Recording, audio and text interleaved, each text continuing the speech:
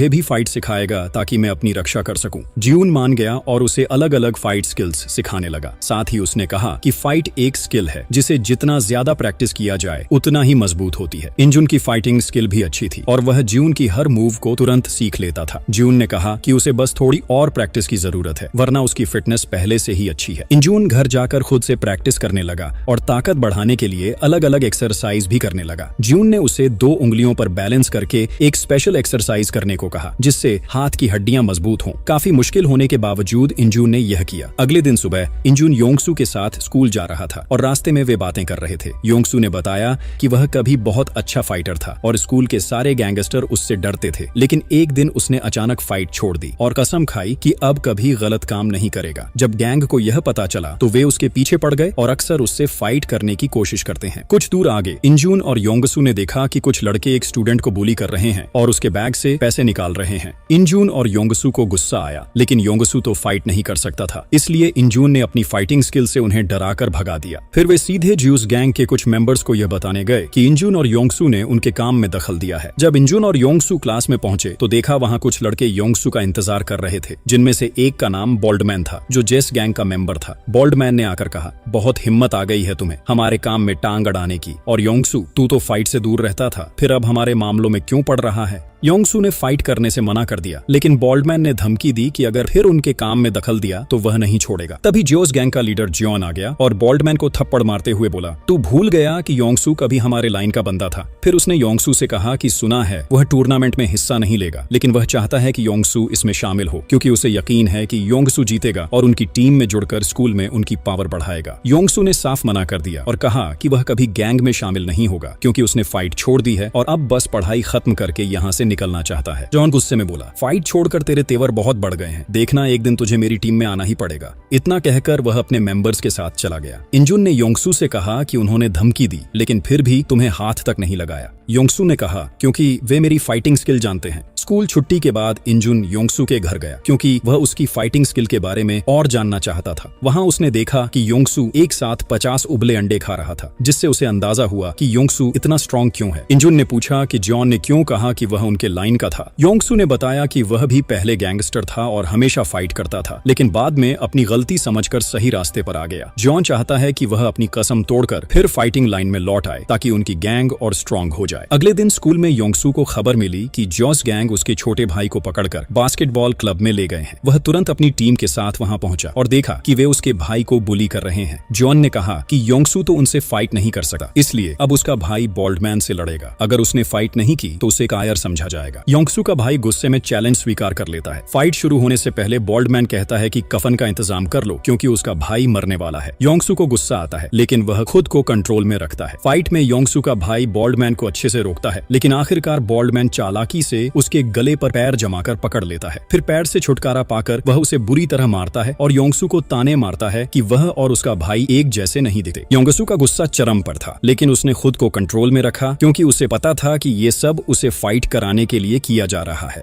आखिरकार Zeus gang वहां से चली जाती है। अगले दिन एक लड़का अपने साथियों के साथ क्लास में आया और जियून को ढूंढने लगा। उसने जियून को ताने मारे कि वह कल बुलाने पर भी नहीं आया। जियून ने कहा कि उसके पास उनकी फालतू बातें सुनने का टाइम नहीं है। ये सुनकर वह लड़का गुस्से में गालियां देने लगा और मारने को बढ़ा। जियून भी मारने ही वाला था कि तभी योंगसू ने आकर रोक दिया और याद दिलाया कि टीचर ने पहले ही चेतावनी दी है कि स्कूल में झगड़ा हुआ तो निकाल दिया जाएगा। लेकिन दूसरी टीम तो फाइट करने आई थी और उन्होंने क्लास में हाथ में जो मिला उठा लिया। ये देखकर जियून और यूनजुन भी फाइट के लिए तैयार हो गए। योंगसू तो फाइट नहीं कर सकता था, इसलिए बस उन्हें अप्रिशिएट करता रहा और फिर दोनों टीमों के बीच एक जोरदार लड़ाई शुरू हो गई और उसने सबको बताया कि वह स्कूल के कमजोर छात्रों के लिए एक ग्रुप खोलना चाहता है जहां उसका काम होगा कमजोरों को बुलियों से बचाना। इंजुन अपने दोस्तों के साथ इस बारे में बात कर रहा था, लेकिन उसी समय वहां बॉलमैन और उसके साथी आ गए। बॉलमैन ने इंजुन से कहा, क्या बात है, सुना है अब तू खुद को हीरो समझता है, लेकिन खुद को सबके सामने हीरो साबित करने की कोशिश में जीरो मत बन जाना। हमारे स्कूल का असली हीरो हमारा बॉस जेनून है और अगर तू उससे भिड़ा तो तू बचेगा नहीं। उसी समय जियो ने इंजुन को चेतावनी दी कि स्कूल में अब से वह किसी भी तरह की ताकत दिखाने की कोशिश न करे, वरना उसका नुकसान हो सकता सकता है। जेनून इंजुन को कई तरह की बेकार बातें सुनाता रहा। इंजुन गुस्से में आग बबूला हो गया और उसे मारने ही वाला था, लेकिन उसके दोस्त उसे रोक ले गए। जेनून अजीब तरह से हंस रहा था, जैसे उसके दिमाग में कोई प्लान हो। फिर जब इंजुन और उसके दोस्त रोज की तरह छत पर बातें कर रहे थे, उस समय इंसू को आज की घटना की जानकारी मिली। जेनून ने इंजुन को धमकी दी थी